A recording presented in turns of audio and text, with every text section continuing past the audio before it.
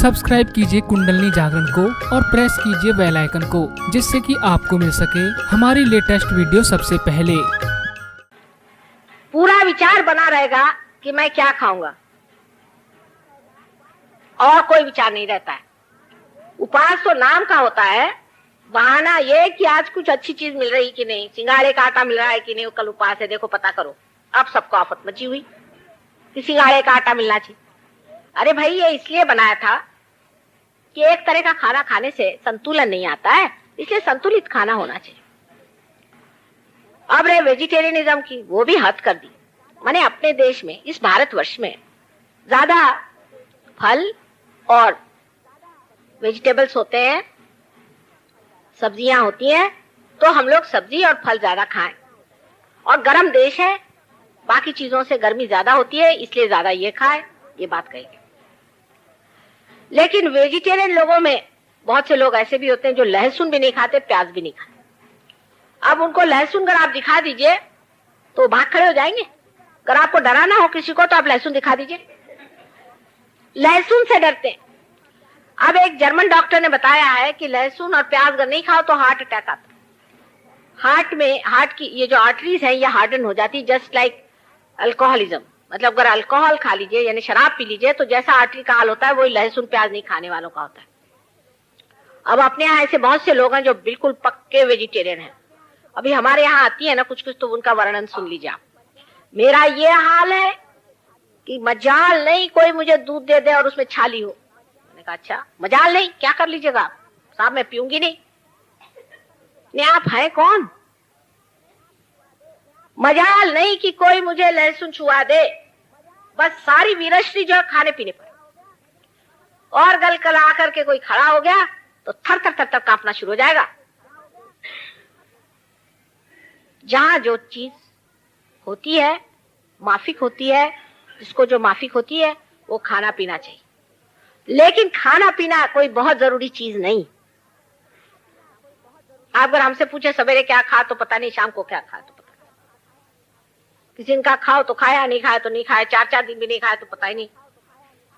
लेकिन कोई भगवान के लिए नहीं है, आदत से लाचार, कुछ पता ही नहीं हमको रहता किसने क्या खाने को दिया नहीं दिया। क्या है खाना पीना, खाना पीना सुबह से शाम करके करते क्या है?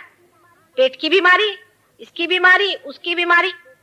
जिसको जो संतुलन है वो करना चाहिए, जिसके लिए जो योग्य है वो खाना चाहिए। अब मैंने अगर कहा कि ऐसा कोई स्ट्रिक्टनेस नहीं है तो लगे फिर गोश्त वाले का लगे फिर सब गोश्त खाओ। नहीं नहीं नहीं नहीं, माने अगर जरूरत हो तो ये भी खाना चाहिए, जरूरत हो तो वो भी खाना चाहिए। इसके मामले में सूझबूझ चाहिए। इसका मतलब तो ये हुआ कि अपने देश के कुछ थोड़े लोग छोड़ करके बाकी सब क्या नर्क में जाने वाले? नर्क में इतनी जगह भी नहीं है। मैं तो स्वर्ग में जाने की बात कर रही हूँ। ऐसे भी देश संसार में हैं जहां एक पत्ती भी नहीं उगती। क्या भगवान किसी के साथ ऐसी जाति करेंगे? इतने ठंडे देश हैं। ग्रीनलैंड की एक लेडी मुझे मिली थी, उसने कहा कि हम वेजिटेरियन कैसे होंगे, हमने तो कभी जन्म में एक पत्ती नहीं देखी हमारे देश में। ठीक है, परमात्मा ने जैसा उनको बनाया है उनको वहां खाना ही पड़ेगा। अगर वो नहीं खाएंगे तो उनके अंदर गर्मी नहीं रहेगी, वो जी नहीं सकेंगे। लेकिन शराब पीने की किसी को जरूरत नहीं।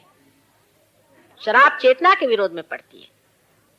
हमारे यहाँ भी आप जानते हैं बहुत से लोग हैं, अब जैसे जैनी लोग हैं, वो श्री कृष्ण से नाराज, कहने लगे कि वो संहार करते थे। जो संहार करता है वो हिंसा करता है। तो मैंने कहा क्या वो जितने भी दैत्य और राक्षस थे उनके खोपड़ी पे बिठाएंगे?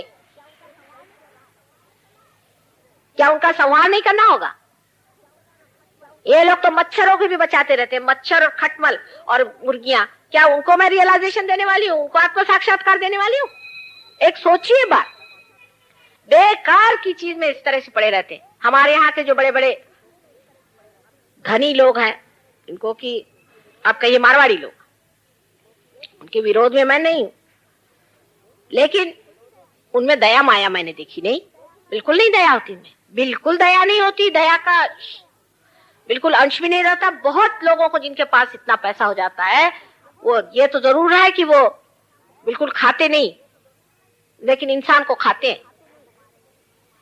कुर्की लाएंगे, गरीबों को मारेंगे, ये करेंगे, बिल्कुल दया नहीं उनके। और फिर दान धर्म करेंगे, अनाथालय खोलेंगे, नहीं तो मंदिर खोलेंगे, दया उनके अंदर नहीं। तो ये भी एक दिमागी जमा खर्च है। हमारे यहाँ वेदों में भी लिखा हुआ है, और उसीलिए उसका ही रूप करने के लिए ही उन्होंने उड़द की दाल को कहा कि आपसे नहीं गर होता खाना। वेद को अगर आप पढ़ें तो उसमें साफ साफ लिखा हुआ है कि गोश्त खाना कहीं निषिद्ध कहीं है नहीं। पता नहीं कहां से लोगों ने समझा, लेकिन बाद में ये जरूर कहा गया कि आप उड़द की दाल खाइए, क्योंकि उड़द में प्रोटीन होता है। प्रोटीन तो जाना ही चाहिए हमारे शरीर में, लेकिन इसका ये मतलब नहीं कि आप दूसरी ही चीज खाते रहिए। खाना महत्वपूर्ण चीज नहीं है। समझना यह है कि किसी के खाने पीने से आप आदमी कोई खराब अच्छा नहीं होता है खास। लेकिन जो आदमी चाहे वेजिटेरियन हो चाहे नॉन वेजिटेरियन, उसको अगर खाने में चित्त है और हर बार उसकी जीभ उसके स्वादी के पीछे में लगी है, उसमें अस्वाद नहीं है, तो वो ठीक नहीं। अपना जो चित्त है उसको बचा लेना चाहिए। जैसे कि मैं कहानी एक बताती हूँ और आपसे फिर से बताऊंगी राजा जनक की, कि राजा जनक से नारद ने पूछा कि तुम्हें विदेही क्यों कहते हैं? तुम तो राजा हो और सब खाते पीते हो, तो शराब तो पीते नहीं थे वो, लेकिन उनके यहाँ नृत्य वगैरह सब होता था और प्रोसेशन में भी जाते हो, सब कुछ करते हो, और जैसे राजा रहते हैं वैसे अलंकार आदि सब पहनते हो, तो तुम्हें विदेही लोग क्यों कहते हैं? तो उन्होंने कहा अच्छा मैं शाम को तुमको बताऊंगा, दिन में तो तुम मेरे साथ रहना। एक कटोरा उनको पकड़वा दिया और उसमें दूध भर दिया। कल इस दूध में से एक बूंद भी नहीं छलकना चाहिए, उसको आप देखते रहिए। उसके बाद पूरे दिन भर वो उनके साथ घूमते रहे, परेशान, वो कटोरा ले लेके। जब वो पहुंचे तो उन्होंने कहा बताइए साहब, और तो शाम बीत गई, मैं तो तंग आ गया, मुझे बताया। तब उन्होंने पूछा कि ये बताइए नारद जी कि आपने क्या देखा दिन में? कल मैं क्या देखता खाक, मैं तो यही देखता रहा कि एक बूंद न गिर जाए दूध की, मैं तो कुछ नहीं देखता। वही बात है, चित्त जब अंदर हो जाता है तो मनुष्य किसी चीज को नहीं देखता, चित्त निर्लेप हो जाता है। जब आप जागरूक हो जाते हैं, चित्त निर्लेप, किसी चीज से चिपकता नहीं कि यही होना चाहिए या यही करना चाहिए, इसका कोई पाबंदी नहीं होती। लेकिन मनुष्य धार्मिक हो जाता है, माने धर्म उसके अंदर जागरूक हो जाता है, माने उसको दिमाग में विचार ही नहीं आता है कि कोई चोरी करे, विचार ही नहीं आता, करे कैसे चोरी?